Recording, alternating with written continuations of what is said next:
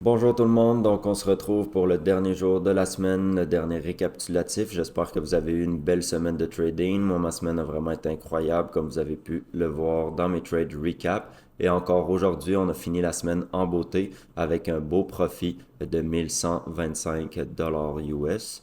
Donc sans plus attendre, on se retrouve pour l'analyse du pré-marché. Comme d'habitude, on est sur le Nasdaq, on commence en 15 minutes. On peut voir qu'on a une belle résistance ici qu'on va pouvoir targeter, euh, poten- qu'on va pouvoir targeter potentiellement. Ensuite de ça, on a un support qui est juste ici, qui pourrait aussi être potentiellement notre target. Et puis, si nous allons en 5 minutes, on peut voir, on a notre résistance en haut et on est en ce moment sur une zone de support. On voit que le marché est vraiment range.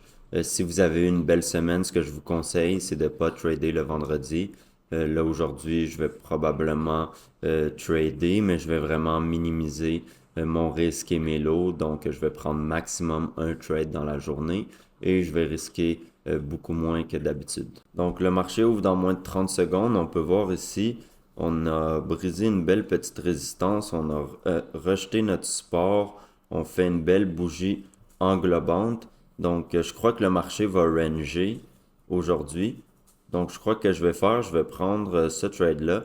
Donc, c'est une double confirmation et on va voir qu'est-ce que ça donne. Donc, la cassure de la petite résistance en 5 minutes et puis la rejection en 15 minutes de notre support. Donc, on va vraiment être très prudent sur le trade.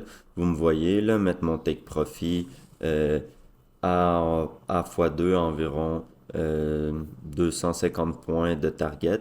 Mais vous allez voir, on est bientôt à la résistance et moindrement que je vois que nous ne sommes pas capables de briser notre résistance que j'ai tracée, eh bien je vais prendre mes profits pour la journée et je vais avoir fini pour la journée.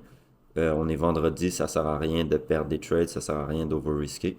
Donc on est sur la résistance. Si jamais on ne réussit pas à la briser dans la prochaine minute environ, je vais prendre mes profits. Oh, on vient de briser la résistance et donc ça ne sert plus à rien de risquer quoi que ce soit. On vient mettre notre stop loss dans le profit et boum, take profit touché. J'ai même pas eu le temps de mettre mon stop loss dans le profit que notre TP a été touché.